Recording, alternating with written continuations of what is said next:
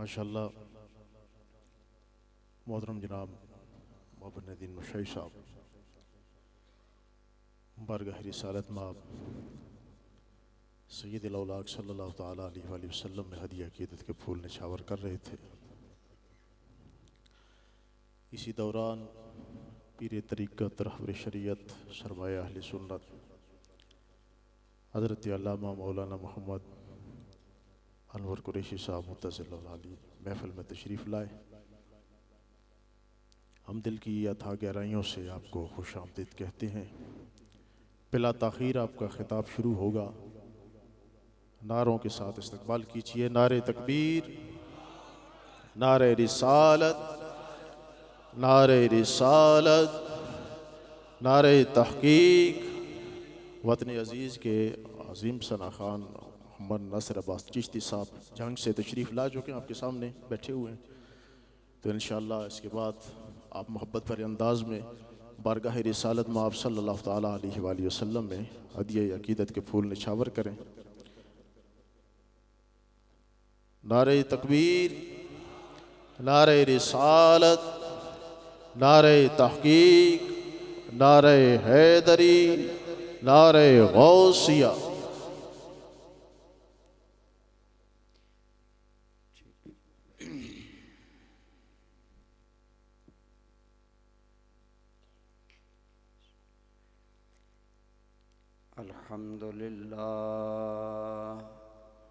الحمدللہ رب العالمین، والصلاة والسلام علی سید الانبیاء والمرسلین، وعلی آلہ واصحابہ اجمعین۔ اما بعد فاعوذ باللہ من الشیطان الرجیم، بسم اللہ الرحمن الرحیم۔ وَاعْبُدُوا اللَّهَ وَلَا تُشْرِكُوا بِهِ شَيْئًا وَبِالْوَالِدَيْنِ إِحْسَانًا وَبِذِي الْقُرْبَى وَالْيَتَامَى وَالْمَسَاكِينِ وَالْجَارِ ذِي الْقُرْبَى وَالْجَارِ الْجُنُبِ والصاحب بالجنب وابن السبيل وما ملكت أيمانكم، إن الله لا يحب من كان مختالا فخورا۔ صدق اللہ مولانا العظیم، صدق وبلغنا رسوله النبی الأمی الأمین الحبیب الکریم۔ درود پاک۔ السلام علیکہ یا سیدی یا رسول اللہ، وعلی آلک واصحابک یا سیدی یا حبیب اللہ۔ حمد و صلات کے بعد میر محفل زیب مسند صدارت استاذ العلماء حضرت قبلہ علامہ شیخ الحدیث مولانا عبدالرزاق صدیقی صاحب دامت برکاتکم العالیہ، رونق محفل خطیب اہل سنت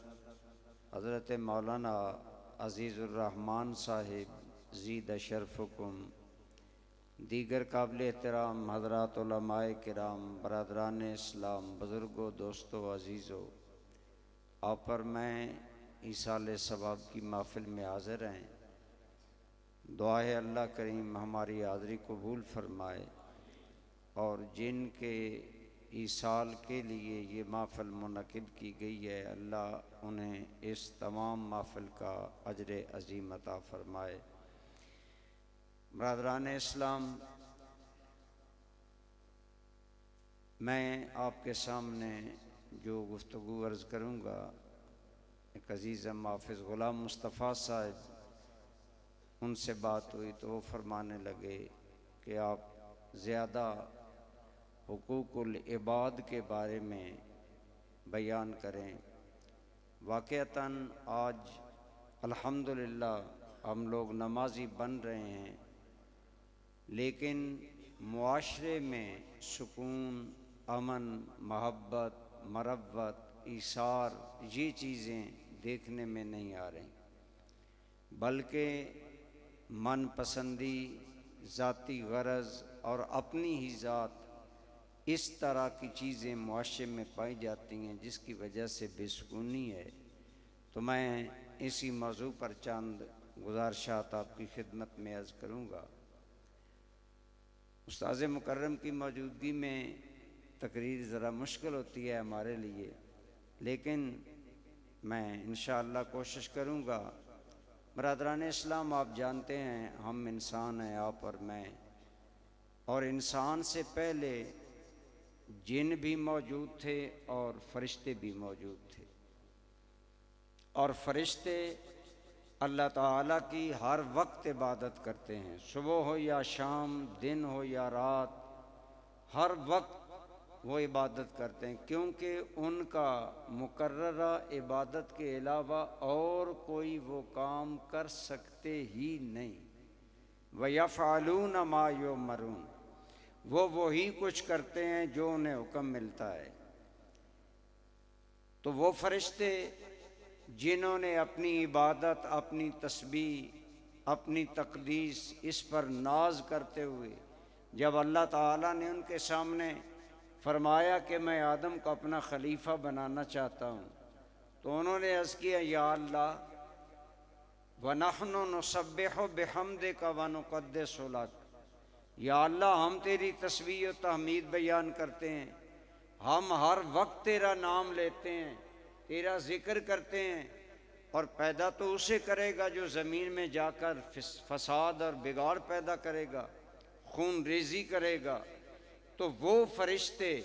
جو ہر وقت اللہ تعالیٰ کی عبادت کرتے رہتے ہیں، نہ وہ تھکتے ہیں، نہ انہیں نیند آتی ہے، نہ انہیں کھانے پینے سونے کی کوئی حاجت ہوتی ہے۔ انسان کو تو یہ ساری ضرورتیں ہیں، انہیں کوئی یہ ضرورت نہیں، وہ ہر وقت اور لگاتار اللہ تعالیٰ کی حمد، ثنا، تسبیح، تہلیل کرتے ہی رہتے ہیں۔ تو اتنی بڑی عبادت کرنے والی مخلوق کی موجودگی میں اللہ تعالیٰ نے پھر انسان کو بنایا اور اپنا پھر نائب بنایا اور اسے اپنی مخلوق کا شاہکار بنایا۔ علماء مفسرین نے فرمایا انسان کو بنانے کی جو حکمتیں تھیں وہ کیا تھیں کہ جب پہلے وہ جن بڑے مضبوط ہوتے ہیں، ان میں سے فرما بردار بھی اللہ کی عبادت کرتے تھے، اور حوریں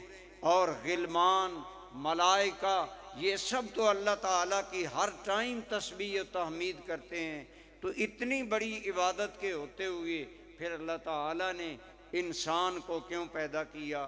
اس کے اندر اگرچہ اور بھی حکمتیں علماء کرام نے بیان کیں کہ جن سراپا کثافت ہوتا ہے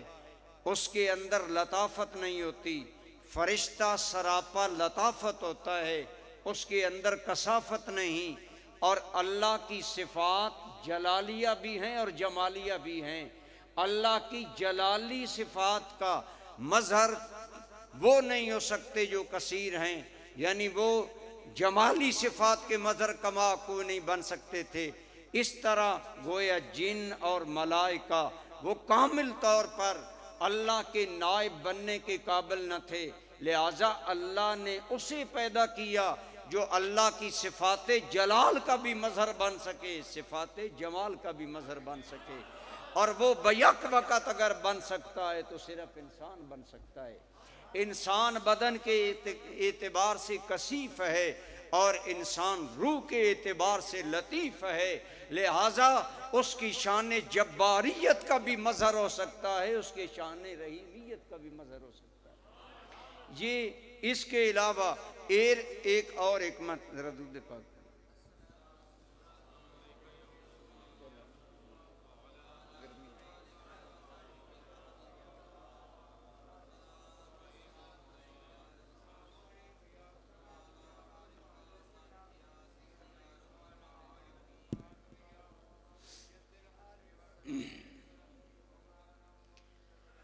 تو میں عرض کر رہا تھا ایک حکمت علماء مفسرین نے اور علماء کرام نے یہ بیان کی کہ فرشتوں، حوروں، غلمان، ان تمام نوری مخلوق کی عبادات کے باوجود ان کے ہوتے ہوئے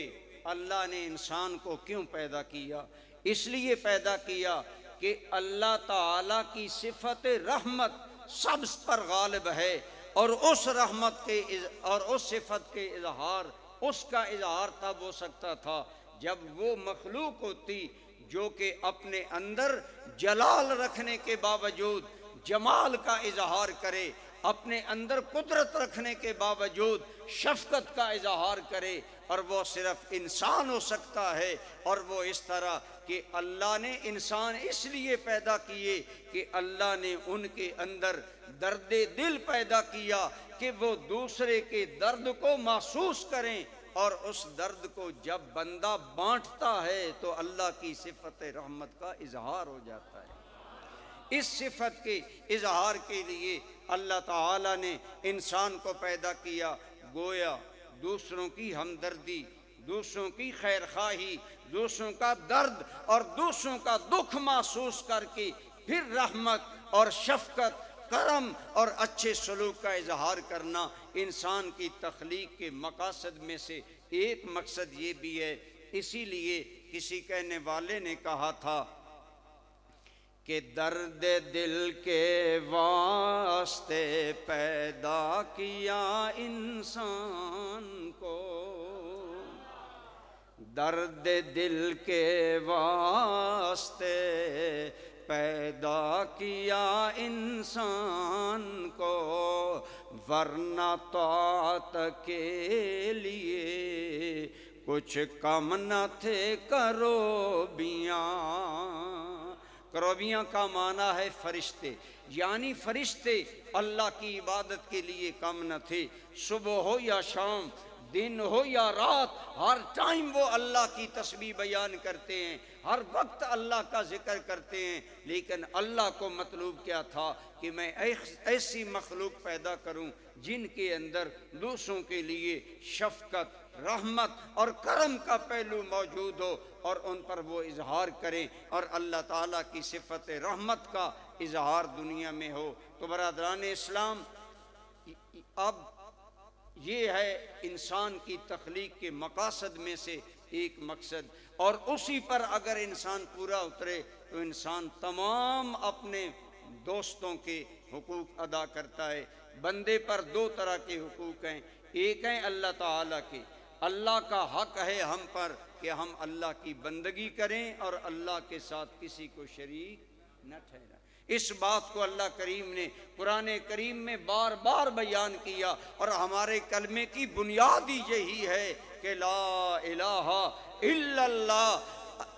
عبادت کے لائق، الوہیت کے لائق کوئی اور نہیں کہ اسے الہ مانا جائے، صرف ایک اللہ کی ذات ہے۔ تو اس بات کا اظہار بار بار قرآن کریم میں کیا گیا، لیکن میں نے آپ کے سامنے سورہ النساء کی آیت نمبر 36 تلاوت کی، آپ غور فرمائیں، تقریباً 5 لائنیں یہ آیت ہے، لیکن اس کے اندر اللہ نے اپنا حق ایک لائن میں بیان کیا، اور بندوں کے حقوق کو 4-5 لائنوں میں تفصیل کے ساتھ ذکر فرمایا۔ ارشاد باری تعالی فرمایا وَاعْبُدُوا اللَّهَ وَلَا تُشْرِكُوا بِهِ شَيْئًا، اے لوگو اللہ کی عبادت کرو اور اللہ کے ساتھ کسی کو شریک۔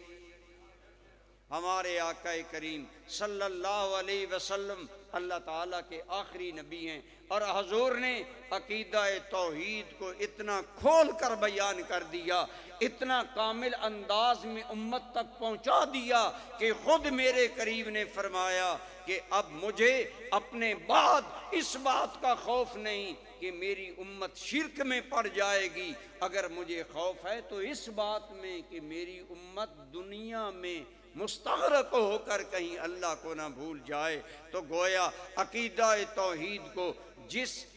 انتہائی نکھار کے ساتھ اور کمال کے ساتھ ہمارے آقا کریم نے بیان کیا، آج ایک چھوٹے سے چھوٹے مسلمان، عام سے عام مسلمان سے بھی اگر آپ سوال کریں کہ کیا اللہ کا کوئی شریک ہے، کیا اللہ کا کوئی مد مقابل ہے، کیا اللہ کی کوئی مثل ہے، تو ہر مسلمان کہے گا کہ نہیں، ہم اللہ کو وحدہ لا شریک مانتے ہیں۔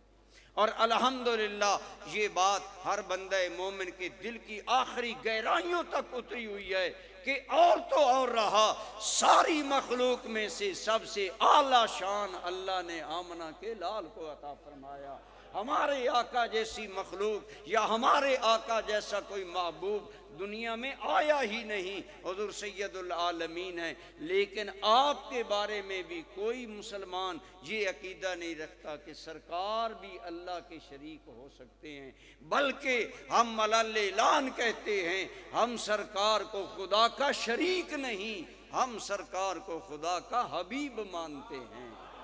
الحمدللہ تعالی اس لیے امت کے اندر یہ حقیقت بڑے کھلے انداز میں موجود ہے۔ بہرحال اللہ کریم نے آیت کے پہلے حصے میں فرمایا، اے لوگو اللہ کی بندگی کرو، وَلَا تُشْرِكُوا بِهِ شَيْئًا، اور اللہ کے ساتھ کسی کو بھی شریک نہ بناؤ۔ اسی لیے ہم کہتے ہیں ہے ایک ذات واحد عبادت کے لائق، ہے ایک ذات واحد عبادت کے لائق، زبان اور دل سے شہادت کے لائق، یعنی ایک اللہ کی ذات اس قابل ہے۔ اس لیے ہمارے آقا کریم نے ہر اعتبار سے شرک کا دروازہ بند کر دیا۔ جب صحابہ کرام نے عرض کیا یا رسول اللہ صلی اللہ علیہ وسلم، ہم اور بادشاہوں اور قوموں میں جاتے ہیں تو بادشاہوں کو ان کی قومیں سجدہ کرتی ہیں، اور آپ جیسا کامل الاخلاق انسان، آپ جیسا اعلیٰ انسان تو ہم نے دیکھا نہیں، کیا ہمیں اجازت ہے ہم حضور کو سجدہ کر لیں؟ تو میرے آقا کریم نے فرمایا، اے صحابہ سنو، اگر اللہ کے علاوہ کسی اور کے لیے سجدہ کرنا جائز ہوتا تو میں عورت کو حکم دیتا کہ وہ مرد کو سجدہ کرے، لیکن سن لو میری شریعت میں اللہ کے بغیر کسی اور کے لیے سجدہ جائز نہیں ہے۔ یہی وجہ ہے ہم الحمدللہ ببانگ دہل کہتے ہیں کہ اللہ تعالیٰ کے علاوہ کسی کو سجدہ کرنا حرام ہے، جیسے خنزیر حرام ہے، شراب حرام ہے، ایسے ہی اللہ کے علاوہ کسی کو سجدہ کرنا حرام ہے۔ اور کوئی بھی مسلمان اللہ کے علاوہ کسی کے لیے بھی عبادت یا اللہ تعالیٰ کا شریک ہونے کا کوئی عقیدہ نہیں رکھتا۔ اللہ تعالیٰ نے اپنی وحدانیت اور شرک سے منع کرنے کے بعد آگے ہمیں اللہ تعالیٰ نے اپنے بندوں کے حقوق بتائے، چونکہ دنیا میں آ کر ہمارا سب سے پہلا تعلق انسان کا ماں باپ سے ہوتا ہے، انسان کا وجود ماں باپ سے ہوتا ہے۔ اس لیے اللہ تعالیٰ نے قرآن کریم میں ایک جگہ نہیں کئی مقامات پر اپنے حق کے بعد جو حق بیان کیا، حق کی خدمت اور حق کے احسان، وہ ماں باپ کا بیان فرمایا، وَبِالْوَالِدَيْنِ إِحْسَانًا، اے ایمان والو میرے بغیر کسی کی بندگی نہ کرنا اور اپنے والدین سے حسن سلوک کرنا۔ تو سب سے پہلا معاشرہ میں تعلق انسان کا چونکہ ماں باپ سے ہوتا ہے، اللہ تعالیٰ نے ماں باپ سے حسن سلوک کرنے کا حکم دیا۔ تو برادران اسلام، کون نہیں جانتا کہ ہم آج جہاں ہیں، آج ہمارے معاشرے میں کالجز اور یونیورسٹیوں کے پڑھے ہوئے لڑکے اپنے ماں باپ کو نظر انداز کرتے ہیں، ان کی عزت و توقیر نہیں کرتے۔ آج لوگوں کے پاس دولت کی ریل پیل آ رہی ہے، علم آ رہا ہے، لیکن ساتھ ساتھ ماں باپ کی اہمیت کو گرایا جا رہا ہے۔ اس کی وجہ یہ ہے کہ عموماً ہمارے نصاب مغرب سے آ رہے ہیں، اور مغرب میں والدین کی قدر نہیں ہے، وہ بالکل کوئی حیثیت نہیں دیتے۔ میں یہ بات ہمیں تو کرتے ہوئے بھی شرم آتی ہے، لیکن میں اس لیے آپ کو عرض کروں کہ آپ کو پتہ چلے کہ الحمدللہ ہم کس اچھے دین کے ماننے والے ہیں۔ ناروے میں مجھے ایک آدمی بتانے لگا کہ ہمارے بچوں کو سکولوں میں کہا جاتا ہے کہ ماں باپ کا تم پر کیا حق ہے، ماں باپ نے تو تمہیں پیدا کرنے کے لیے لذت اٹھائی، تم پر تو حق اپنی حکومت کا ہے۔ وہاں تو یہ سبق پڑھایا جاتا ہے، لیکن آمنہ کے لال نے ہمیں بتایا کہ سب سے پہلے تجھ پر احسان رب ذوالجلال کے ہیں، اور رب ذوالجلال کے بعد مادی دنیا میں سب سے زیادہ احسان تم پر تمہارے ماں باپ کے ہیں۔ اور ماں باپ کی قدر، ماں باپ کی عزت، ماں باپ کی ریسپیکٹ اور ان سے حسن سلوک، اس کی اسلام میں اتنی تاکید کی گئی کہ ماں باپ کی نافرمانی کو کبیرہ گناہ شمار کیا گیا۔ جو توبہ کے بغیر اور ماں باپ سے معافی مانگے کے بغیر معاف نہیں ہوتا۔ تو بہرحال میں کر رہا ہوں، معاشرہ میں انسان کا پہلا تعلق ماں باپ سے ہوتا ہے، تو اسلام نے حکم دیا کہ ماں باپ سے حسن سلوک کرو۔ کل ماں باپ نے تمہیں پالا، سورہ بنی اسرائیل میں بڑی تفصیل سے بیان کیا گیا کہ اما یبلغن عندک الکبر احدہما او کلاہما، اگر تمہاری زندگی میں دونوں ماں باپ یا ایک بڑھاپے کو پہنچ جائیں، فلا تقل لہما اف، ان کو اف تک بھی نہیں کہنی۔ اس کا مطلب ہے کوئی ایسا جملہ منہ سے نہ نکالو جس سے انہیں تکلیف پہنچے، جو اذیت کا باعث ہو، بلکہ ادب، احترام اور تقدس۔ فرمایا وَخْفِضْ لَهُمَا جَنَاحًا مِّنَ الذُّلِّ، اپنی عاجزی کے پر ان کے لیے بچھائے رکھو، جتنے بڑے بن جاؤ۔ آج اگر ایک بیٹا فوج میں جنرل بنتا ہے اور اپنی ڈیوٹی پر جاتے ہوئے ماں کو کہتا ہے کہ ماں مجھے جلدی ہے، ذرا میری جوتی پالش کر دینا، کس قدر کیا وہ پرانی جہالت نہیں جب ماں باپ کو معاشرے میں بیچا جاتا تھا۔ ارے معاشرے میں ماں کو بیچا جاتا تھا۔ آمنہ کے لال نے بتایا ماں بیچنے کے قابل نہیں، ماں تو عزتوں کے قابل ہے، ماں کے قدموں میں رب نے تمہاری جنت رکھ دی ہے۔ یا رسول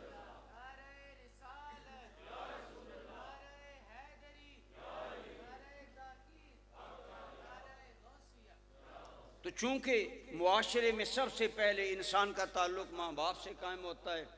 اسلام نے ان کا حق بیان کرتے ہوئے فرمایا ان سے احسان کرو۔ علماء نے یہاں ایک بڑی پیاری بات کی، فرمایا ایک ہوتا ہے بدلہ، ایک ہوتا ہے احسان۔ بدلہ برابر میں ہوتا ہے، ایک آدمی آپ سے 2 اچھائیاں کرے، آپ اس سے 2 اچھائیاں کریں، 4 کرے 4 کرے، لیکن احسان کیا ہے؟ احسان برابری کی سطح پر نہیں ہوتا، احسان زیادہ ہوتا ہے۔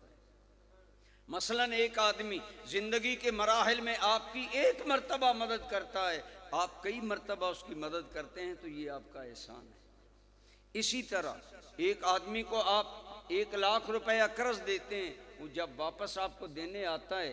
وہ آپ کے لیے 1 لاکھ روپیہ بھی لایا اور ساتھ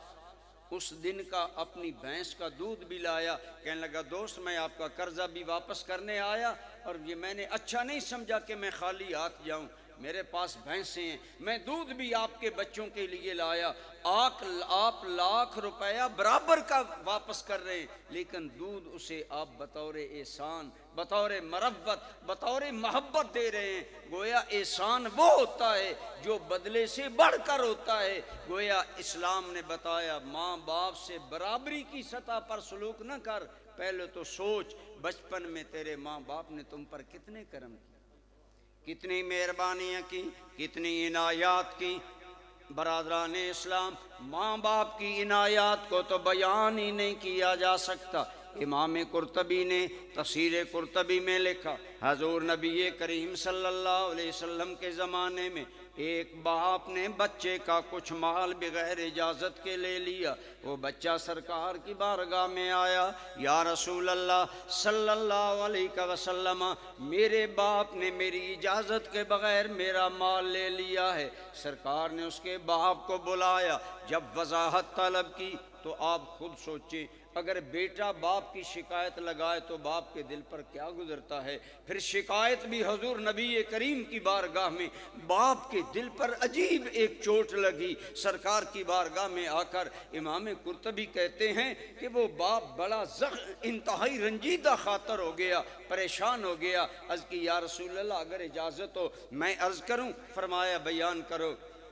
اس نے عرض کیا یا رسول اللہ یہ ٹھیک کہتا ہے، یہ گھر پر موجود نہیں تھا، میں نے اس کی اجازت کے بغیر اس کا مال لیا، لیکن یا رسول اللہ کیا ایسے یاد نہیں میں نے کن مشکلات میں سے پالا؟ میں ایک مزدور آدمی تھا، دن بھر کام کرتا، اپنے خون پسینے کی کمائی سے اس کی پرورش کرتا، اور یا رسول اللہ اگر میں تھکا ماندہ گھر واپس آتا اور یہ مجھے کہتا کہ مجھے اٹھا کر لوریاں دو، میرا دل بہلاؤ، میری طرف لپکتا، یا رسول اللہ میں اپنی تھکاوٹ بھول جاتا، اپنے غم بھول جاتا اس کی خوشی کے لیے، اس کا دل بہلانے کے لیے۔ جب اس بوڑھے عرب نے اپنی خدمات گنوائیں تو رسول رحمت کی آنکھوں سے آنسو جاری ہو گئے۔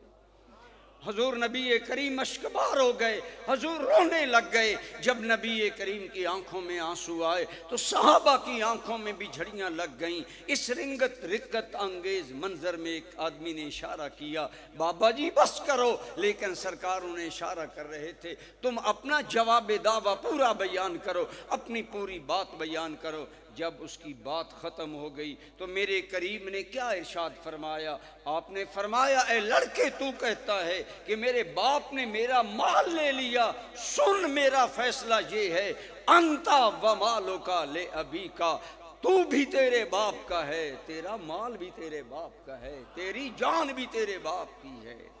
یعنی صرف تیرا مال ہی تیرے باپ کا نہیں، تیری جان بھی تیرے باپ کی ہے۔ کیوں؟ اس لیے کہ برادران اسلام، بچوں کو ہمیشہ یہ یاد رکھنا چاہیے کہ میں جس عزت، جس وقار اور جس اعلیٰ شان پر آج ہوں، اس سب میں میرے باپ آپ کی محنتیں شامل ہیں۔ اگر آج میں استاذی المکرم کے سامنے کچھ جملے بولنے کے قابل ہوں، یا آپ جیسے لوگوں کے سامنے اگر میں کرسی پر بیٹھ کر بولنے کے قابل ہوں، کیا اس میرے مقام میں میرے ماں باپ کا کوئی دخل نہیں؟ یوں ہی تو نہیں ہے بہاروں میں جو بنے کمال، یوں ہی تو نہیں ہے بہاروں میں جو بنے کمال، شامل کسی کا خون جگر ضرور ہے۔ ہر لمحے مجھے یاد رکھنا چاہیے کہ میرے تمام مقامات میں میرے ماں باپ کی خدمات کا حصہ ہے، میرے ماں باپ کے جگرتوں کا حصہ ہے۔ برادران اسلام، ایسا بھی ہوتا ہے، یقین جانیں ماں باپ کے احسانات کو اتارا نہیں جا سکتا، تو اسلام نے سب سے پہلے فرمایا کہ اس معاشرے میں تیرا تعلق چونکہ ماں باپ سے ہونا ہے، لہٰذا ان کے بارے میں فرمایا کہ ان سے احسان کرو۔ بلکہ ہمارا اللہ، ہمارا رب تو وہ ہے جو انسان ہی نہیں بندوں کے حقوق کی بیان نہیں کرتا، عام مخلوق پر بھی رحمت اور شفقت کا حکم دیتا ہے۔ ایک مشہور حدیث پاک ہے، الخلق عیال اللہ و احب الخلق الی اللہ من احب الخلق، او کما قال علیہ السلام۔ میرے آقا صلی اللہ علیہ وسلم نے فرمایا، سن لو، یہ ساری مخلوق میرا کنبہ ہے، اور جو میرے کنبے سے اچھا سلوک کرتا ہے وہی مجھ رب کو پسند ہوتا ہے۔ جو اللہ کی مخلوق سے اچھا سلوک کرتا ہے وہ اللہ کو پیارا ہوتا ہے۔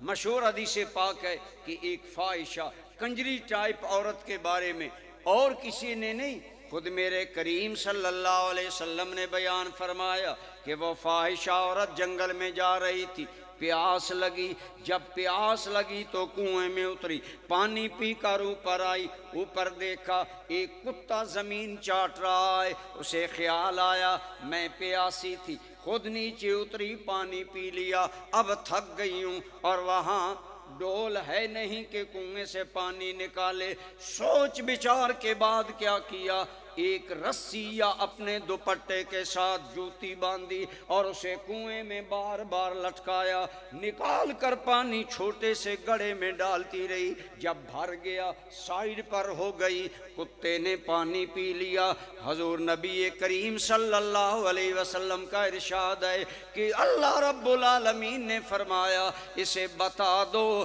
اس نے میری ادنا مخلوق کا دل راضی کیا ہے، ہم اس سے راضی ہو گئے۔ اس نے ایک چھوٹی سی میری مخلوق پر رحم کیا ہے، ہم نے اس پر رحم کر کے اس کے گناہ معاف فرما دیے ہیں۔ گویا کرو مہربانی تم اہل زمین پر، خدا مہربان ہوگا۔ عرش بری پر اگر کتے کی پیاس بجھائی جائے تو مالک راضی ہوتا ہے. تو بتائیں جس ماں باپ کے وجود سے میرا اور آپ کا وجود ہے، اگر ان ماں باپ کی ہم خدمت کریں گے، خدا کی رضا کا عالم کیا ہو. میرے کریم صلی اللہ علیہ وسلم نے فرمایا جس آدمی نے اپنے ماں باپ کو نظر رحمت سے دیکھا، میرے آقا فرماتے ہیں کتب اللہ لہ بکل نظرات حجۃ مبرورہ. میرے آقا فرماتے ہیں جو آدمی اپنے ماں باپ پر محبت کی نظر ڈالے گا، اللہ ہر نظر کے صدقے اسے مقبول حج کا ثواب دے گا. بظاہر عمل چھوٹا سا ہے کہ ماں باپ میرے ہیں، میں انہیں دیکھ رہا ہوں، محبت بھرے انداز میں دیکھ رہا ہوں، مالک اتنا راضی ہوا کہ مقبول حج کا ثواب دے رہا ہے. آج ہم 6-7 لاکھ روپیہ لگاتے ہیں، معلوم نہیں حج قبول ہوا ہے یا نہیں، لیکن سرکار فرماتے ہیں ماں باپ کے چہرے پر نظر رحمت ڈالنا مقبول حج کا ثواب ہے. ایک آدمی کھڑا ہو گیا، یا رسول اللہ صلی اللہ علیہ وسلم ولو نظر 100 مرۃ، آقا اگرچہ وہ 100 مرتبہ بھی ایک دن میں دیکھے تب بھی یہ ثواب ملے گا. تو سرکار بھانپ گئے کہ یہ سمجھ رہا ہے کہ ماں باپ کے چہرے کو دیکھنا تو کوئی اتنا بڑا عمل نہیں، لیکن ثواب سرکار نے بہت بڑا بیان کر دیا. تو میرے آقا کریم صلی اللہ علیہ وسلم نے کیا فرمایا؟ آپ نے فرمایا لوگو اللہ اکبر و اطیب، اللہ اس سے بھی بڑا ہے اور اللہ پاکیزہ ہے. یعنی اپنے عملوں کو خدا کی رحمت پر، خدا کی رحمت کو اپنے عملوں پر قیاس نہ کرو، اللہ کی رحمت ہمارے اعمال سے بہت زیادہ ہے. تو جن ماں باپ کے چہرے کو محبت کی نظر سے دیکھنا اتنی بڑی عبادت ہے، ان والدین کی خدمت کتنی بڑی عبادت ہوگی. یہی وجہ ہے الحمدللہ ہم اگرچہ کوئی اتنے بڑے اعلیٰ مسلمان نہیں، لیکن الحمدللہ آج بھی ہمارے معاشرے میں اولاد اپنی ماں باپ کی خدمت کو سعادت سمجھتی ہے، اپنے لیے بوجھ نہیں سمجھتی، وبال جان نہیں سمجھتے، بلکہ عزت و شان سمجھتے ہیں، اور ماں باپ کی خدمت کرنا اپنی سعادت سمجھتے ہیں. یقیناً تو اللہ تعالیٰ نے حقوق العباد میں سب سے پہلے ماں باپ کا حق ذکر کیا. فرمایا وبالوالدین احسانا، آگے فرمایا وبذی القربی، اپنے قریبی رشتہ داروں سے احسان کرو. ماں باپ کے ذریعے جو رشتے قائم ہوتے ہیں وہ ہمارے قریبی رشتہ دار ہیں، جو ہمارے رشتہ دار ہیں. اب دوسرا تعلق معاشرے میں ان کے ساتھ ہمارا ہوتا ہے، فرمایا ان سے بھی حسن سلوک کرو، ان سے بھی اچھا سلوک کرو. آج ہم دیکھتے ہیں نمازی ہے لیکن بہن سے بائیکاٹ ہے، حاجی ہے اولاد سے بائیکاٹ ہے، بہت بڑا نیک اور متقی ہے، لیکن رشتہ دار اس کے بیہیویئر اور اس کے سلوک سے انتہائی تنگ ہیں. یقین جانیے برادران اسلام، میرے اور آپ کے کریم آقا نے اپنے قریبی رشتہ داروں کے بہت زیادہ حقوق بیان کیے، بلکہ ہمارے سامنے ان کی مثال موجود ہے. آپ نے علماء سے سنا ہوگا میرے اور آپ کے کریم آقا صلی اللہ علیہ وسلم کی تربیت حضرت عبد المطلب کے بعد حضرت ابو طالب، حضرت علی کے والد ماجد نے کی. لیکن حضرت ابو طالب، حضرت علی کے والد ماجد کثیر العیال ہیں، ان کے بچے بچیاں زیادہ ہیں، آمدنی کم ہے. جو ہی تیرے اور میرے کریم آقا 12 سال کی عمر کو پہنچے، آپ نے بکریاں چرانا شروع کر دی، اور جو بکریوں کی اجرت ملتی اسے لا کر اپنے چچا کے ہاتھ پر رکھ دیتے. چچا جان نے ابتداً کہا کہ میں نہیں لیتا، عرض کیا چچا جان آپ میری کفالت کر رہے ہیں، میں آپ کے ساتھ تعاون کر رہا ہوں. پھر آگے تھوڑا سا چل کر آپ نے اپنے چچا حضرت عباس کو بلایا اور بلا کر فرمایا اے چچا عباس، چچا ابو طالب کی اولاد زیادہ ہے، ان کی آمدنی کم ہے، ایسا کیوں نہ ہو کہ ان کا ایک بچہ آپ کفالت میں لے لیں، ایک بچہ میں کفالت میں لے لیتا ہوں. حضرت عباس وہ بھی آسودہ تھے، مالدار تھے، انہوں نے آپ کے بیٹے حضرت عقیل ابن ابی طالب کو حضرت عباس نبی پاک کے چچا نے اپنی کفالت میں لے لیا، اور خود نبی کریم نے حضرت علی کو شرف بخشا کے اپنے سائے میں لے لیا. حضرت علی کو یہ دوہرا شرف حاصل ہے کہ عام صحابہ کی ایمانی تربیت مصطفیٰ نے کی ہے، علی کی جسمانی تربیت بھی مصطفیٰ پاک نے کی ہے۔ حضرت علی المرتضیٰ نبی کریم کے ساتھ رہتے، اٹھتے بیٹھتے سوتے کھاتے پیتے، یہی وجہ ہے حضرت علی المرتضیٰ کے اندر حضور کی سیرت اور اخلاق کا پرتو تھا، کیونکہ حضرت علی بچپن میں زیادہ حضور کے گھر میں رہے، حضور کے ساتھ رہے۔ تو عرض یہ ہے کہ قریبی رشتہ داروں سے، آج ہمارے ہاں قریبی رشتہ داروں کو اہمیت نہیں دی جاتی، اسے صلہ رحمی کہتے ہیں۔ حدیث پاک میں آتا ہے اللہ تعالیٰ نے جب رحم کو پیدا کیا عالم خلق میں، تو اللہ تعالیٰ نے فرمایا اے رحم، جو تجھے جوڑے گا میں اسے جوڑوں گا، اور جو تجھے کاٹے گا میں خدا اس کو کاٹ کر رکھ دوں گا۔ یعنی جو قطع رحمی کرنے والا ہے، جو رشتہ داروں سے لا تعلقی کرنے والا ہے، ہم چھوٹی چھوٹی باتوں پر دنیا کے لیے ہاتم تائی بن جاتے ہیں، لیکن اپنی بہن، اپنا بھائی، بھانجے بھتیجے محروم رہتے ہیں۔ تو برادران اسلام، میرے آقا نے فرمایا کہ قطع رحمی کرنے والا آدمی جنت کی خوشبو بھی نہیں سونگھ سکے گا، حالانکہ جنت کی خوشبو 500 سال بندہ مسافت 500 سال کی مسافت دور پر ہوگا، جنت کی مہک پھر بھی آئے گی، لیکن لا يدخل الجنت نمام ولا بخیل ولا قاطع رحم اور چغل خور آدمی اور احسان جتانے والا یا چغلی کھانے والے، یہ لوگ جنت میں نہیں جائیں گے۔ تو قطع رحمی کا کیا فرمایا کہ جو قطع رحمی کرنے والے ہیں وہ جنت کے قریب نہیں جائیں گے۔ حضور کے ایک صحابی ہیں، ان کا نام ہے حضرت ابو طلحہ رضی اللہ تعالیٰ عنہ۔ ان کا مدینہ پاک کے بالکل قریب ایک باغ تھا، وہ آج کل باغ مسجد نبوی میں آ چکا ہے اور اس کی نشاندہی بھی موجود ہے۔ یہ انتہائی گھنا اور قیمتی آپ کا باغ تھا۔ جب اللہ نے یہ آیت اتاری نا کہ لَن تَنَالُوا الْبِرَّ حَتَّى تُنْفِقُوا مِمَّا تُحِبُّونَ، حقیقی نیکی یہ نہیں ہے گھسی پٹی پرانی چیز اللہ کے نام پر دو، کمال نیکی یہ ہے اللہ کے نام پر وہ چیز دو جو تمہیں سب سے زیادہ پسند ہے، جو محبوب چیز ہے، اچھی چیز ہے، وہ پسند کرو۔ حضرت طلحہ حضور کی بارگاہ میں آئے، یا رسول اللہ صلی اللہ علیہ وسلم، اللہ نے آیت اتاری کہ اپنی پسندیدہ چیزیں میرے نام پر دیا کرو۔ یا رسول اللہ، آپ جانتے ہیں میرا وہ باغ انتہائی گھنا، انتہائی قیمتی، اور اس کا پانی میٹھا ہے اور اس کا پھل بہت زیادہ ہے۔ یا رسول اللہ، میں نے اسے اللہ رسول کے لیے وقف کر دیا، اب میرے باغ کو سرکار جس طرح چاہیں تقسیم فرمائیں۔ میں کہتا ہوں آج ہم آیتیں پڑھ سن کر جھومتے بھی ہیں، داد بھی دیتے ہیں قاریوں کو، لیکن آیت کے مفہوم پر نہیں اترتے۔ یقین جانیے جب یہ آیت اتری، کئی صحابہ کرام، ایک صحابی آیا، یا رسول اللہ صلی اللہ علیہ وسلم، یہ میری لونڈی انتہائی مجھے محبوب اور پسندیدہ ہے، لیکن میں نے اسے خدا کے نام پر دے دیا۔ ایک صحابی اپنا گھوڑا لایا، یا رسول اللہ یہ گھوڑا میرا بڑا قیمتی ہے، اللہ کی قرآن کی یہ آیت آ چکی، میں نے اسے اللہ کے نام پر دے دیا۔ تو جب آپ نے کہا حضرت طلحہ نے کہ یا رسول اللہ میں نے اپنا باغ اللہ رسول کے لیے وقف کیا، تو سرکار کریم صلی اللہ علیہ وسلم آپ نے فرمایا اگر تم ایسا کرنا ہی چاہتے ہو، اسے اللہ کے نام پر دینا ہی چاہتے ہو، تو پھر جاؤ اس کو جا کر اپنے رشتہ داروں میں تقسیم کرو۔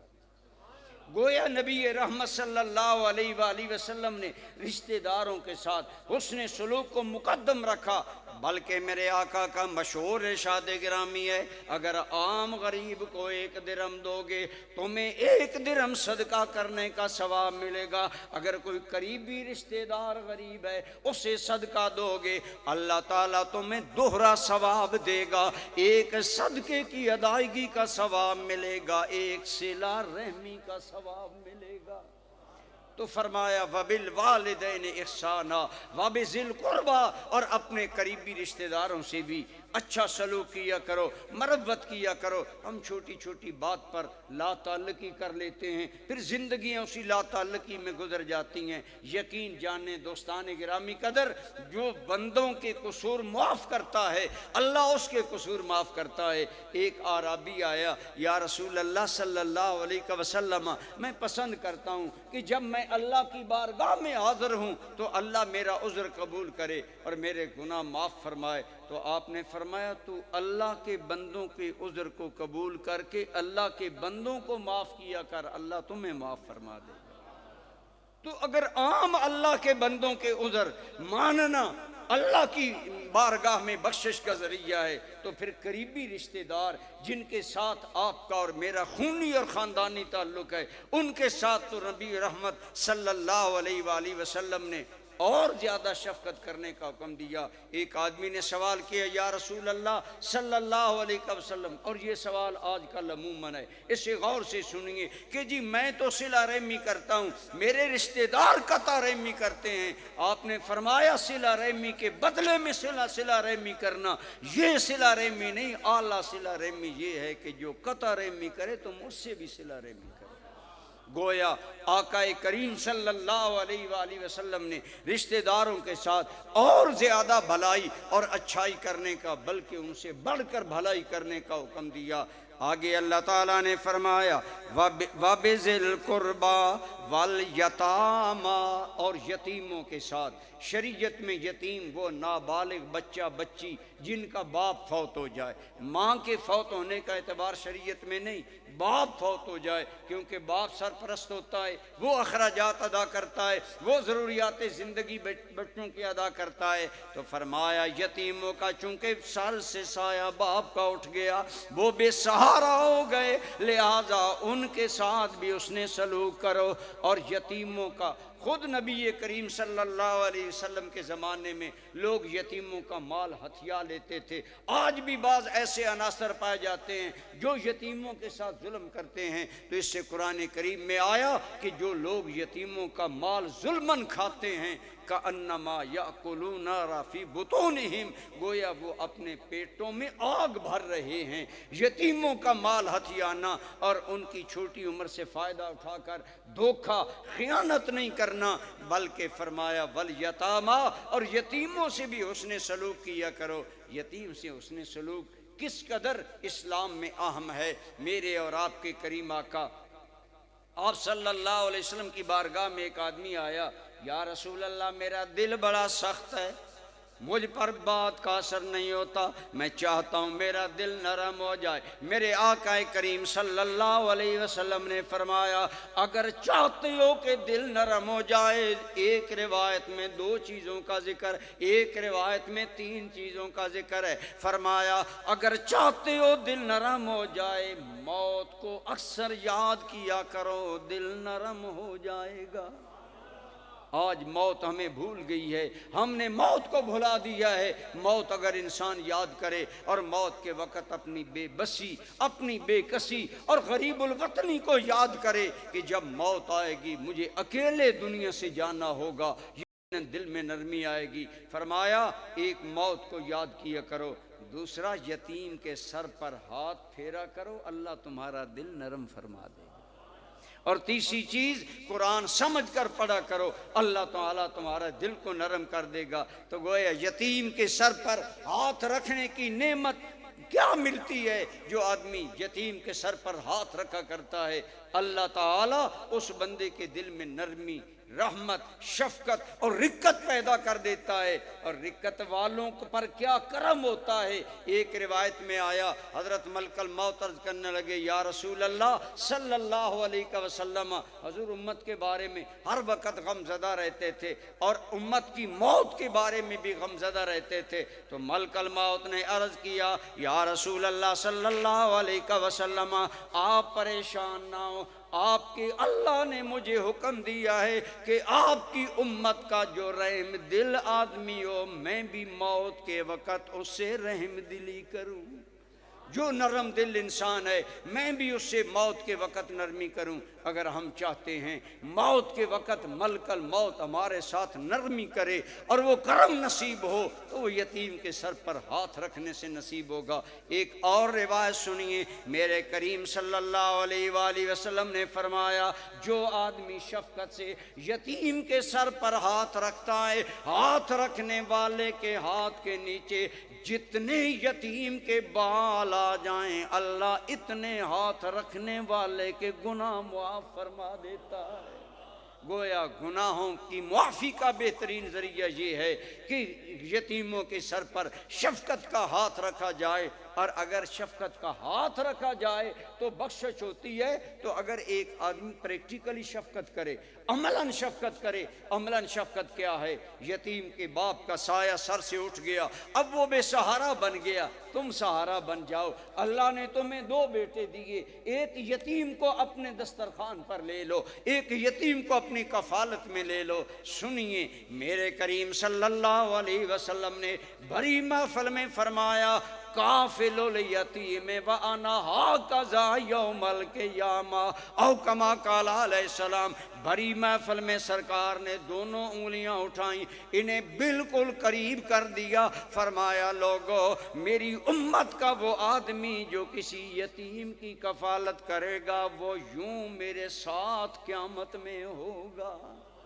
اور ایک روایت میں آیا کہ وہ یوں میرے ساتھ مل کر جنت میں جائے گا۔ گویا یتیم کی کفالت پر رسول اللہ کی رفاقت کی نعمت بھی ملی۔ اللہ کے محبوب کی رفاقت، حضور تو نبیوں کے سلطان ہیں، نبیوں کے سردار ہیں، آپ کی رفاقت جنت میں ملنا کتنا بڑا انعام ہے۔ آپ نے 12 علماء سے سنا کہ حضرت ربیہ تہجد کے وقت رسول اللہ کو وضو کرواتے ہیں، حضور کی ضروریات پوری کرتے ہیں، تہجد کے وقت جاگنا، پھر باپ یا مرشد یا استاد کی خدمت کرنا کتنی بڑی سعادت ہے۔ ربیہ بن مالک انصاری حضور کے تہجد کے خدمت گار خادم ہیں، ایک دن وضو کروا رہے ہیں، میرے آقا کرم موج میں آیا، فرمایا سل ربیہ، ربیہ مانگ، کیا مانگتا ہے؟ گویا حضور کا جود کرم جوش میں آیا، فرمایا ربیہ مانگ، کیا مانگتا ہے؟ آج کلمہ پڑھ کر لوگ بعض کہتے ہیں نبی کے پاس ہے کیا؟ ان نادانوں کو کیا پتا کہ خزانے خدا کے ہیں، خدا نے چابیاں مصطفیٰ کو عطا کر دی، اسی لیے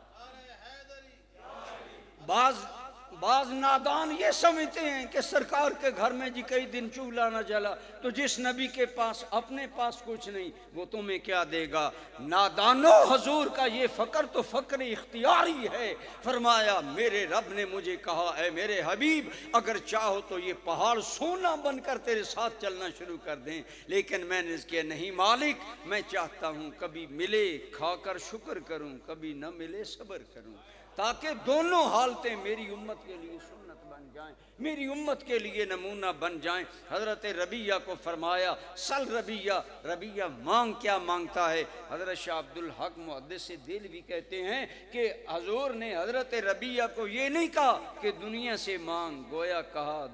دنیا اور آخرت میں سے جو مانگنا چاہتا ہے مانگ لے۔ حضرت ربیہ آج ہم ہوتے کہتے یا رسول اللہ دعا کریں، مال کی بڑی تنگی ہے، اولاد نہیں ہے، یہ ہے یہ ہے۔ حضرت ربیہ بھی نگاہ مصطفیٰ کے پروردہ تھے نا، عرض کی یا رسول اللہ اسألک مرافقتک فی الجنہ، آقا میں اس سے بڑھ کر اور کیا مانگوں کہ اللہ کرے جیسے یہاں رسول اللہ کی رفاقت حاصل ہے جنت میں بھی حاصل رہے۔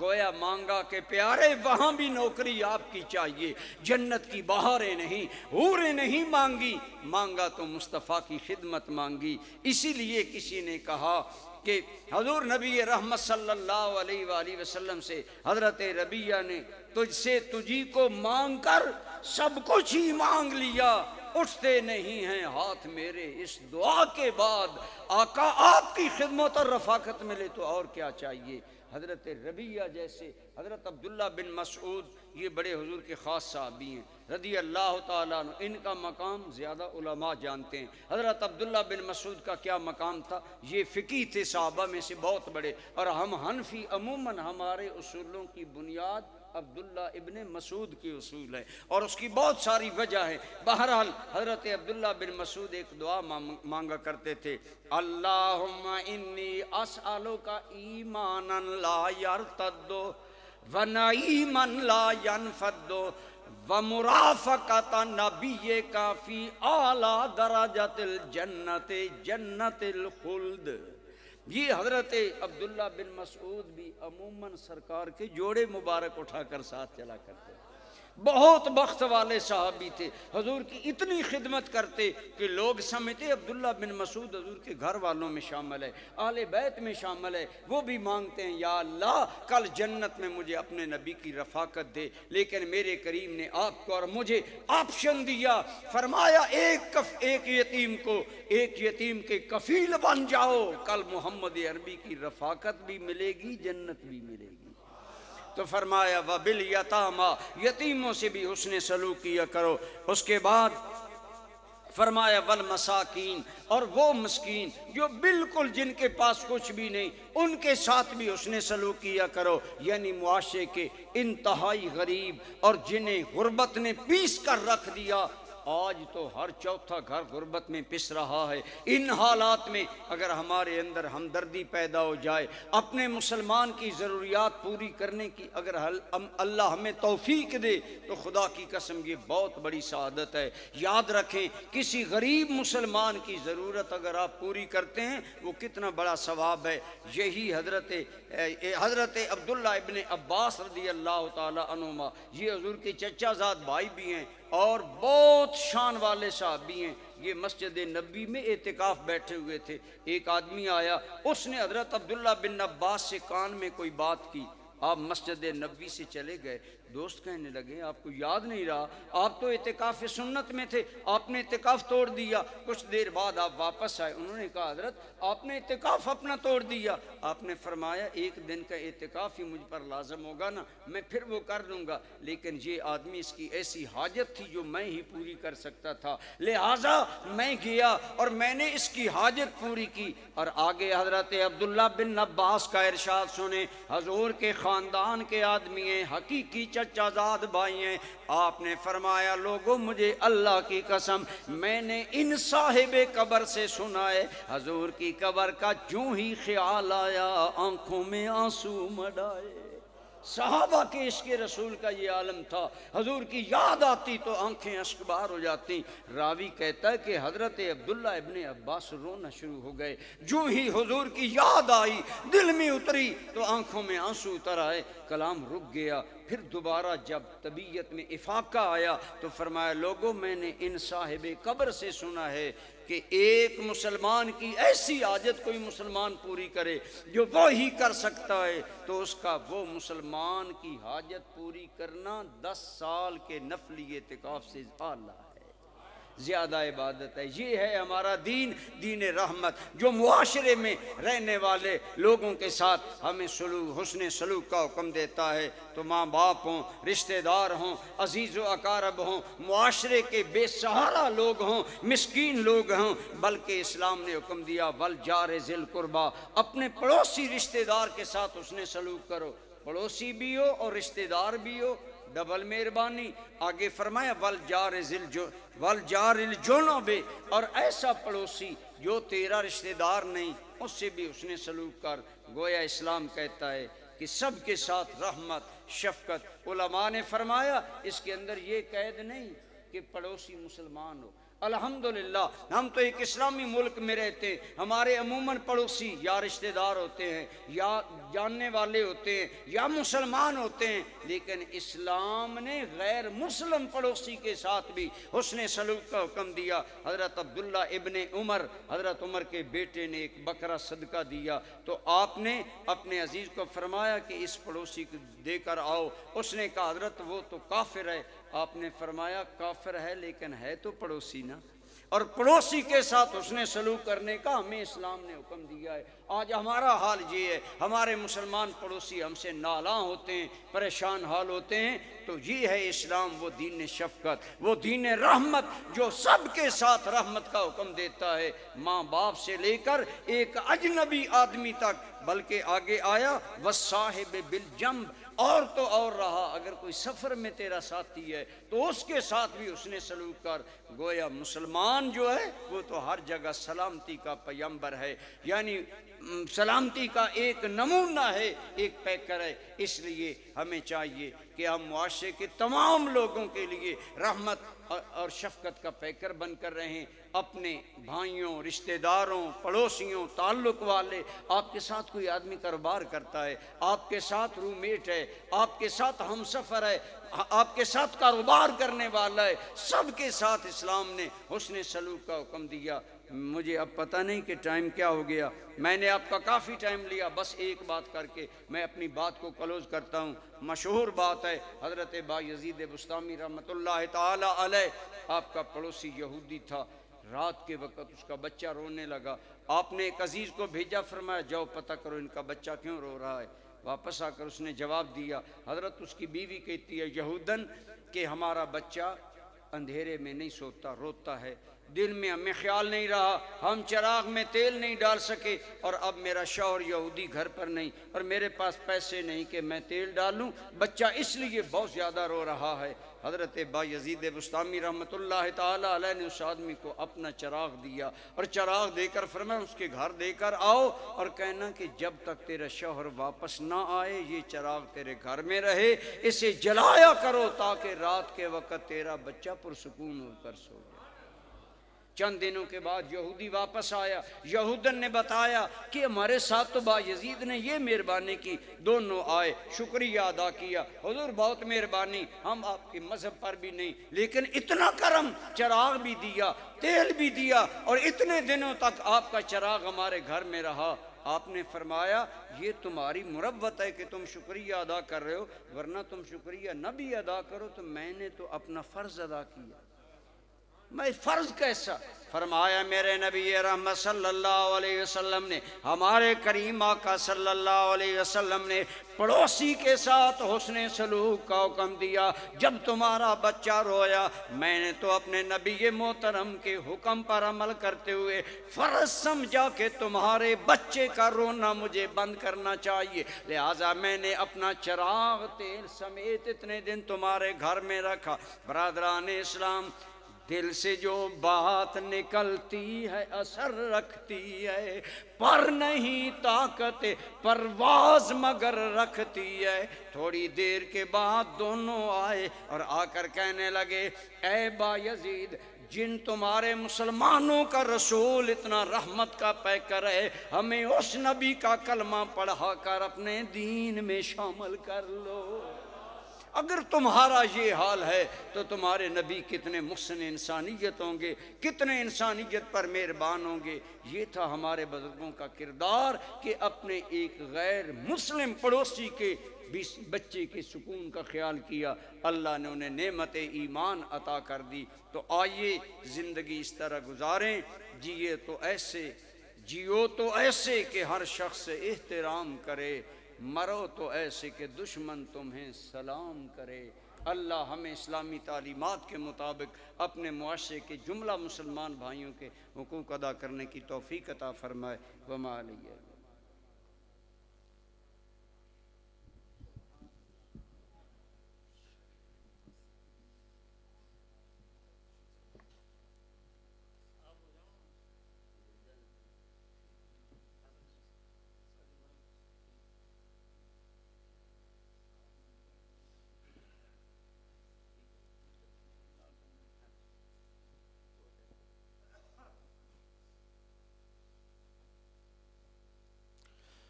ماشاءاللہ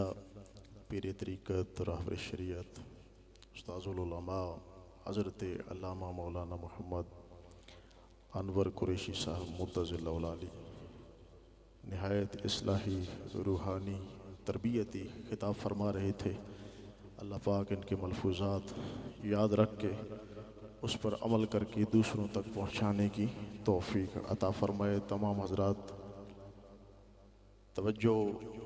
حضور کے ممبر کی جانب رکھیے، محفل ابھی جاری و ساری ہے۔ ہمارے اگلے ثنا خان ہیں جنگ کی دھرتی سے تشریف لائے ہوئے، نہایت ہی محبت کے ساتھ پڑھنے والے، درد بھری آواز چند اشعار پڑھ کے کو دعوت دوں گا کہ بتوں سے پھر گیا دل اب ادھر دیکھا نہیں جاتا۔ یہ تصور کیجئے کہ ہم حضور علیہ الصلوۃ والسلام کے گنبد خضراء پہ نظریں جمائے ہوئے ہیں، پھر آپ کو یہ کلام لطف دے گا۔ نعرہ تکبیر، نعرہ رسالت، نعرہ رسالت، نعرہ تحقیق۔ وطن عزیز کے عظیم ثنا خان عزت مآب قاری محمد ریحان حبیب سہروردی صاحب محفل کی رونق بنے، ہم آپ کو دل کی اتھاہ گہرائیوں سے خوش آمدید کہتے ہیں۔ یہ جو آگے جگہ خالی پڑی ہوئی ہے اس کو فل کر دیجئے تاکہ وہی جو ماحول چل رہا تھا وہ دوبارہ سے بحال ہو جائے۔ میں نے عرض کی کہ گنبد خضراء کا تصور جما کر چند مصرے سماعت کیجئے کہ بتوں سے پھر گیا دل اب ادھر دیکھا نہیں جاتا، بتوں سے پھر گیا دل اب ادھر دیکھا نہیں جاتا، درے مولا پہ ہوں اور سوئے در دیکھا نہیں جاتا۔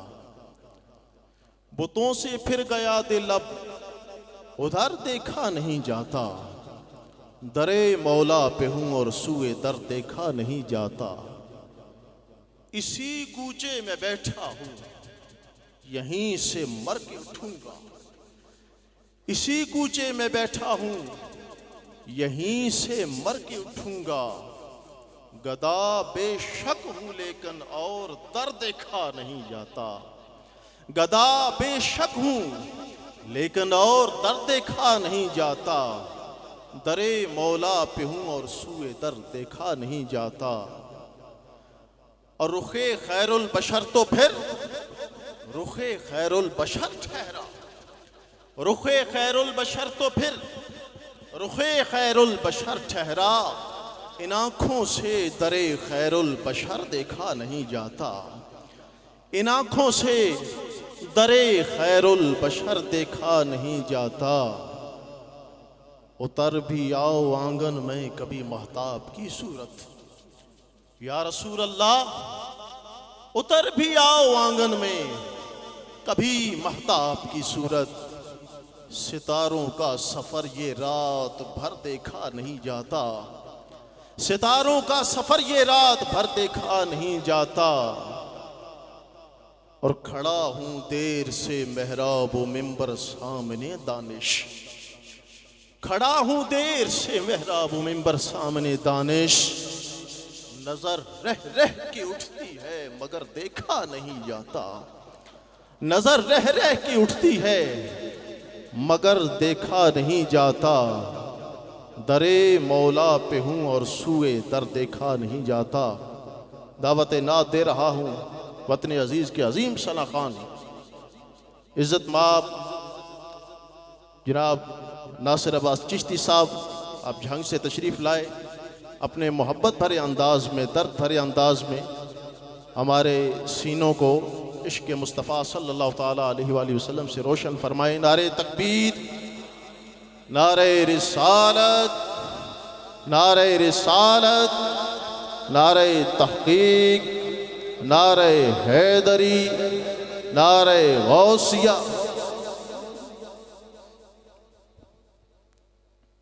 اعوذ باللہ من الشیطان الرجیم، بسم اللہ الرحمن الرحیم۔ عوابضی وقار معزز سامعین، علماء کرام، سادات کرام، نعت خوانان شیر لسان، نقیب محفل مشاکان مصطفیٰ، آج کی عظیم الشان مقدس و معطر محفل محترم محمد یعقوب صاحب کے اور ان کے دیگر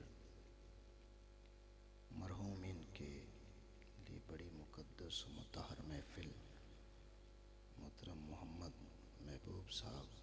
محمد رجب کمال صاحب، طیب کمال صاحب، عمر فاروق صاحب، جناب محمد ساجد صاحب، اب آپ نے بڑی عقیدت سے آقا کریم کی مقدس و مطہر محفل سجائی۔ کریم اللہ سے دعا ہے مالک و مولا جملہ مرحومین کی قبروں پہ کروڑوں رحمت نازل فرمائے اور لوح یقین کی اس کاوش کو اپنی بارگاہ اقدس میں قبول فرمائے اور ہم سب کا آنا جانا اپنی بارگاہ اقدس میں قبول فرما کے مالک و مولا سبھی کو دارین کی خوشیاں عطا فرمائے۔ محترم بھائی ساجد علی صاحب نے حکم کیا ناچیز حاضر، ایک مرتبہ کوئی زبان خاموش نہ رہے، باواز بلند پڑھی الصلاۃ والسلام علیک یا سیدی یا رسول اللہ وعلی آلک واصحابک یا سیدی یا حبیب اللہ۔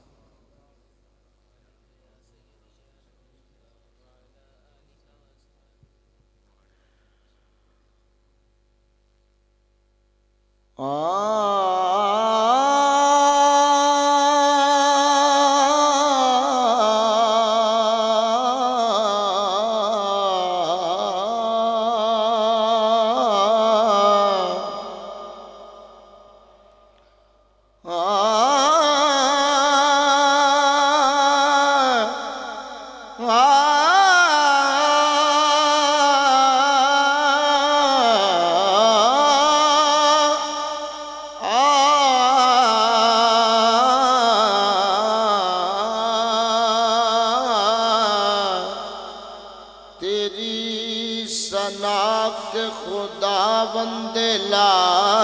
یزال ہے تو۔ اللہ کرے آپ کے منہ سے سبحان اللہ بلند آواز سے نکلے۔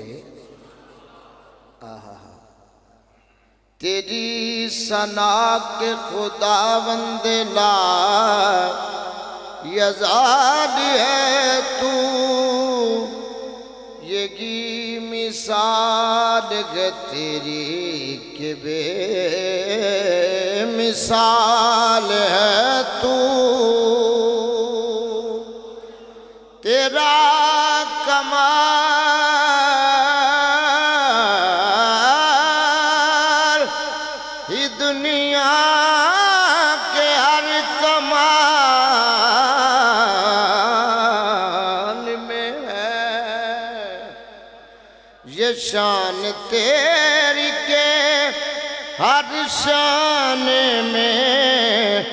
کمال ہے تو، یہ شان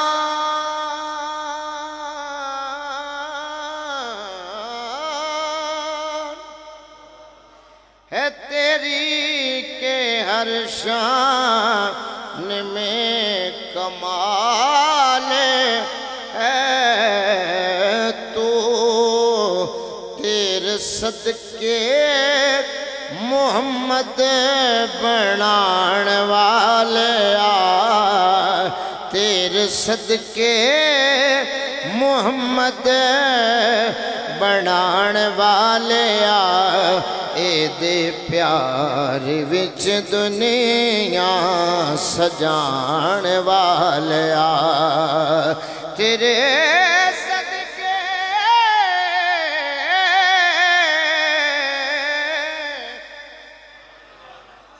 تیرے صدقے محمد بنان والے آ، اے دے پیار وچ دنیا سجان والے آ۔ تو یوں والا ہے تے تو یوں بس والا ہے، اللہ اللہ اللہ والا ہے تے تو یوں بس اولا ہے، مولا نبی مولا علی دا بھی مولا ہے، مولا نبی مولا علی دا بھی مولا ہے، مولا نبی مولا علی دا بھی مولا ہے، مولا نبی مولا علی دا بھی مولا ہے، اپنے حسینوں वाला सदान वाले अपनी हस्ती नू वाला सदान वाले ए दे प्यार विच दुनिया सजान वाले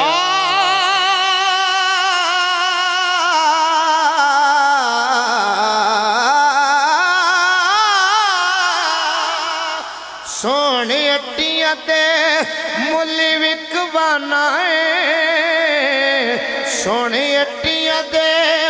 मुल विकवाना है अब बिला कोलो हाथी मरवाना है अब बिला कोलो हाथी मरवाना है प्यासा करबल हुसैन अजमान वाले प्यासा करबल हुसैन अजमान वाले प्यासा करबल हुसैन अजमान वाले नबी दा नूर अली दा चैन खीर ज़हरा दा पींदा रह गए खुल्द विचों पंगूड़ा आवे हुसैन जै विच झुटींदा रह गए हजन भी नादान पुछदे रांदल हुसैन कौन है हुसैन की है हुसैन अल्लाह दा यो कुरान जो नेज़िया ते पढ़ींदा रह गए प्यासा करबल हुसैन अजमान वाले ए दे प्यार विच दुनिया सजान वाले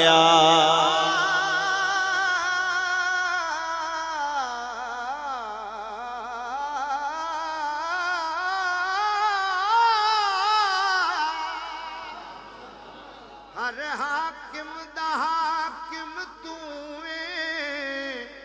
हर हाकिम दा हाकिम तू नाल मसजूद आदम तू नाल मसजूद आदम तू अगे हाकिम नू अपने झुकाण वाले नहीं भाई जिसे समझ आई बाबा से बुलंद कहे सुभान अल्लाह मैंने बिल्कुल अभी तक आप लोग को नहीं कहा मैं अपनी रूटीन से कोशिश कर रहा हूँ आप भी अपनी रूटीन से सुन रहे हैं मैं भी अपनी रूटीन से पढ़ रहा हूँ अल्लाह जज़ाए खैर अता फरमाए आप बोलने पे आ गए तो मैं भी इंशाल्लाह बोलने पे आ जाऊँगा इंशाल्लाह खैर है पूरी तो जो हाँ अगे हाकिम नू अपने झुकाण वाले दे प्यार विच दुनिया सजान वाले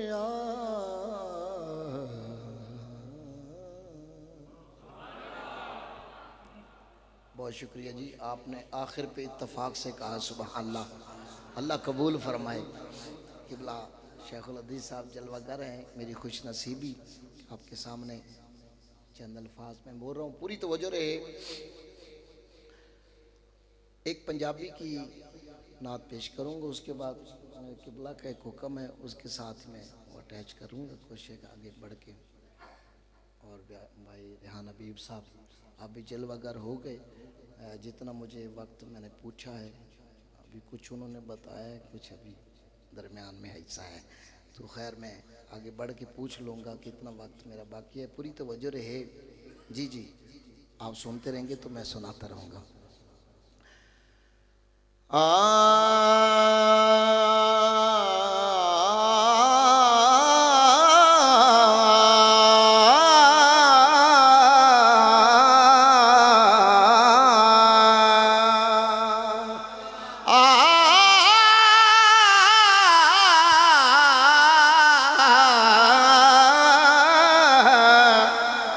होंदा हर कुरान गिलाफ अंदर तेरे मुख ते जुल्फ गिलाफ तेरे मुख नू पढ़ के महबूबा कि تکاریاں نے اعتراف جدو پوچھیا حاکم چند کولو اگوا کیا چلیے صاف اس مکھ دا حاکم کی پوچھنے میں تے کرنا آپ طواف اس مکھ دا حاکم کی پوچھنے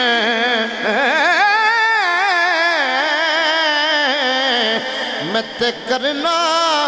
آپ طواف درد پاک گھرانے دا میں تیرے دل تے پہلی لین نقش کرنا چاہنا دوسری تین مطلب دسنا چاہنا توجہ رکھی ذرا ہے درد پاک گھرانے دا مکروز میرا ساسا ہے ہے ہر بندہ نہ بولے جڑا سمجھ گئے ضرور بولے میں دوبارہ پڑھیا ہے درد پاک گھرانے دا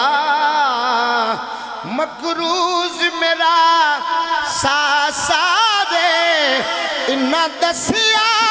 کردہ گر لٹوا کے اسلام دی عظمت کیا ہے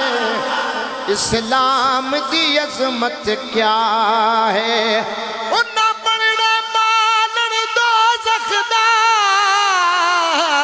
جڑے بشر ہو سے گمراہ ہے سرکار دینا تو کٹ مریے انو آدن فضل وفائے انو آدن فضل وفا سانو مل گئی چوکھٹ زہرا دی سانو مل گئی چوکھٹ زہرا دی منظور دعا ہو گئی ہے جنہ چھڑیا بوہا پنج تن دا او دی نسل تباہ ہو گئی جنہ چھڑیا بوہا پنج تن دا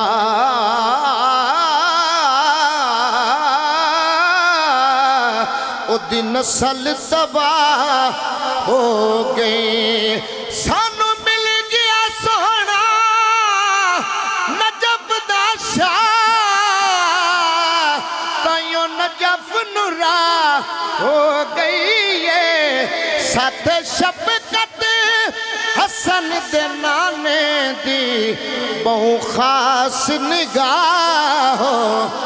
گئی ہے کہ سارے جہان اندر جیندی نہ کوئی مثال سارے جہان اندر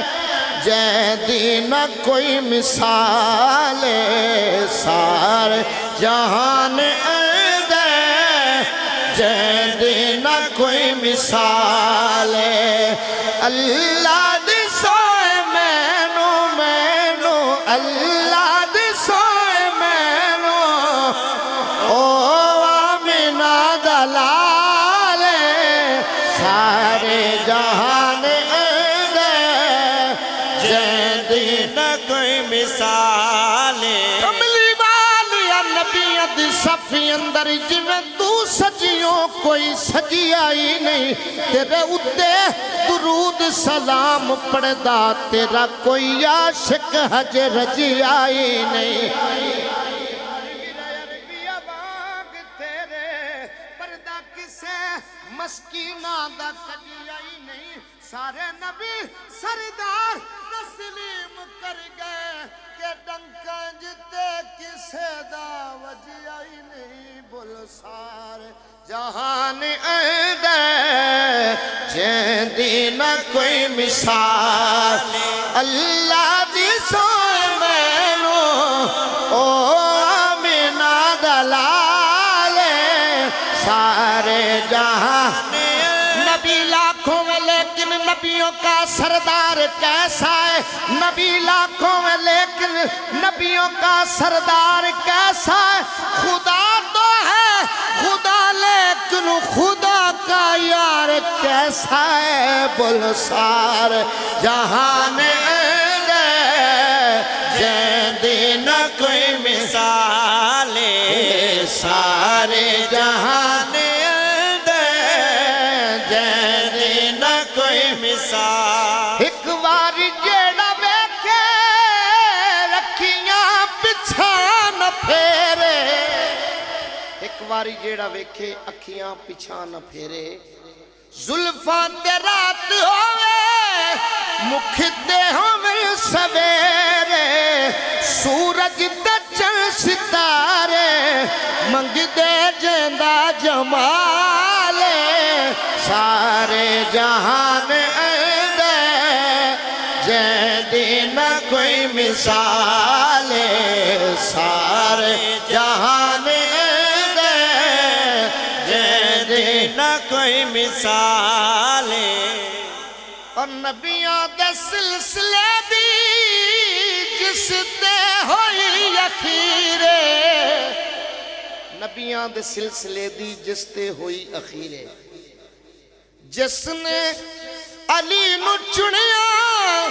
خود اپنا کان ویرے جس نے علی نو چنیا خود اپنا کان ویرے من لے علی نو جیڑا انہوں کدو زوال سارے جہان دے جیندی نہ کوئی مثال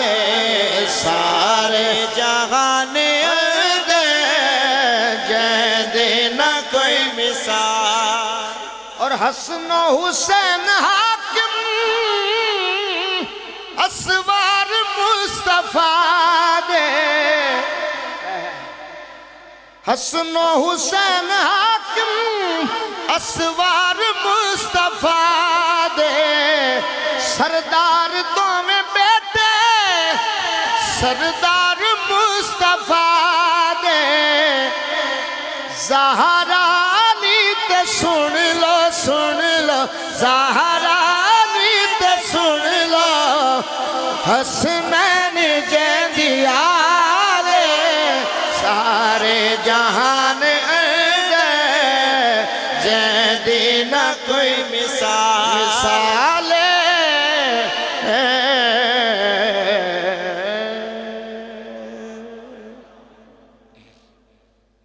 ایک باری سارے رل کے سبحان اللہ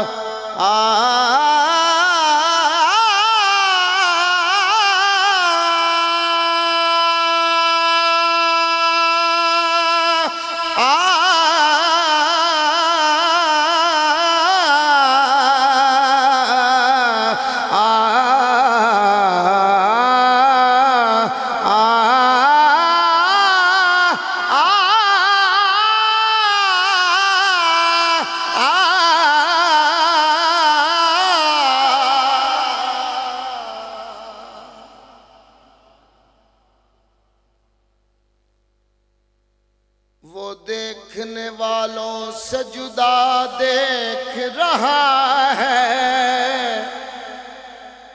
خالق تو محمد کی ادا دیکھ رہا ہے سرکار کی نظریں گناہگار پہ ناسے محبوب کے چہرے کو خدا دیکھ رہا ہے